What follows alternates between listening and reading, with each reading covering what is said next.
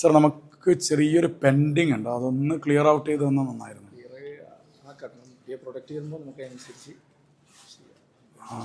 Sir അത് പെട്ടെന്ന് ചെയ്താൽ കമ്പനിയിൽ നിന്ന് നല്ല പ്രഷറുണ്ട്, അതുകൊണ്ടാണ്.